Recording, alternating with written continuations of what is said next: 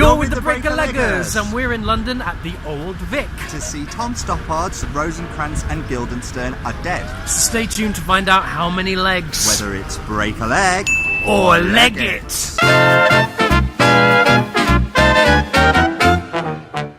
So, what do we know about this piece? This piece, written by Tom Stoppard, is a kind of behind-the-scenes exploration of Hamlet, as far as I know, which we saw a recent production of at the Almeida with Andrew Scott, which was alright. This tells the story of Rosencrantz and Guildenstern, who, if any of you know Hamlet, are just bit players in that, and the players, the troupe of actors that are in Hamlet, and what's going on behind the scenes whilst they're waiting for their moments to go on. One of the leads for this is Daniel Radcliffe, who kind of needs no introduction really. Everybody will know him from the Harry Potter series. He's also gone on to do a whole load of theatre. Firstly, Equus, where he got naked to show that he was an adult, and he's now into proper theatre. He's also done stuff on Broadway, How to Succeed in Business. What else has he done? But he's trying to break the mould, basically, of this kind of falling into the trap of always being known as Harry Potter. So he's taken on theatre in order to step away from that.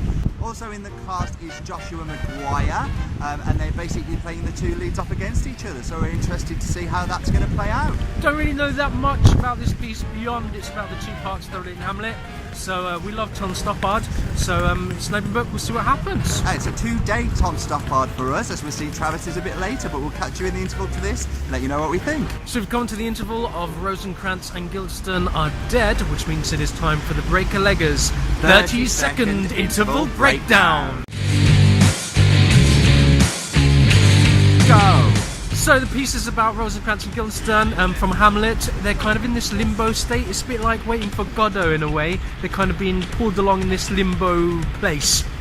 Yeah, they're not quite sure if they're dead, if they're alive. They're talking a lot about existentialism, about fate, about consequence, and basically passing the time. In the meantime, they've come across a troupe of kind of band actor-player people, much like Hamlet gets sent in Hamlet. Yes, and the lead actor is, what's his name, David Haig, who's a really phenomenal good actor. Time's up! So we've come to the end of Rosencrantz and Guildenstern Are Dead. What did you make of that one? I struggled with that one, to be honest with you. I found pacing a problem in terms of production. There was kind of bits of things going on, but then when it sagged and it relied on the text, I struggled to get through the scenes. I, on the other hand, loved it. I thought it was really well written.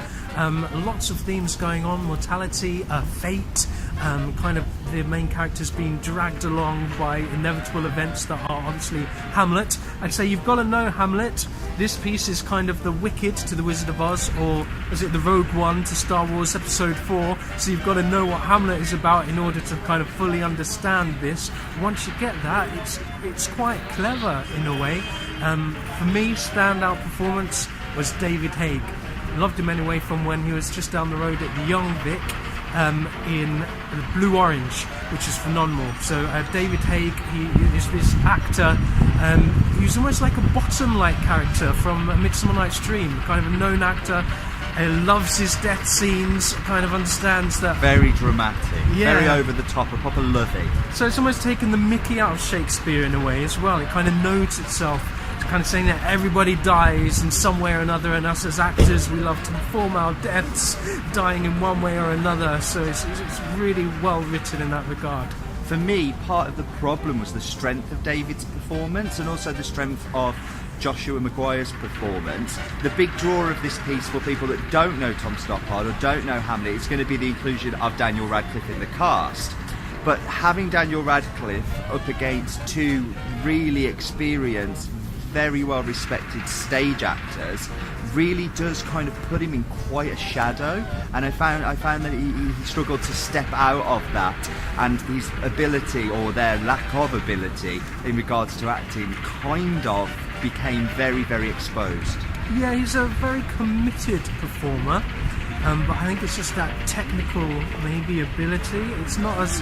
I mean, when he was at Equus, that was a very exposing piece, so maybe he got to own it more. But as Tom said, against the strengths of the others, they stood out a mile with their stagecraft. Yeah, he's going to get bums on seats. He's definitely a draw for the piece, which in Nathan's case wasn't a bad thing because he enjoyed the piece. For some people, I think it's going to be a little bit Marmite-y, but and for me, I didn't like it. But yeah, I mean, if it gets more people to the theatre, guys, we're all for that. Just make sure you see Hamlet first. So, how many legs for this piece, I hear you ask? So, for Rosencrantz and Guildenstern Are Dead, here at the Old Vic, we are going to give...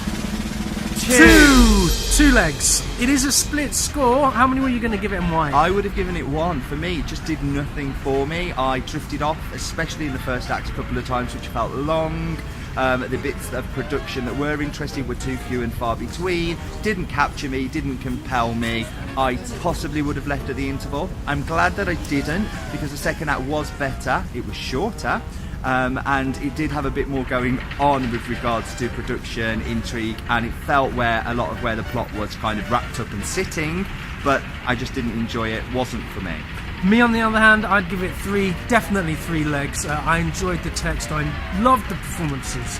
I thought they were fantastic, and knowing the links between Hamlet as well kept me engaged. Kind of nonsensical in a way. I think I mentioned earlier in the interval about it's almost like Waiting for Godot in terms of the 2 main characters, kind of this limbo place, not really knowing what's going on. Kind of a bit infuriating at times in terms of, they have no control whatsoever, but it is aware of that, and that's worked into the piece as well. That's what we think. What do you think? Are you on the 1 side, the 3 side, or maybe higher? Follow us on Twitter, we love to hear from you, and keep watching our reviews, keep going to the theatre. We're the Breaker Leggers, we'll catch you again soon. Bye!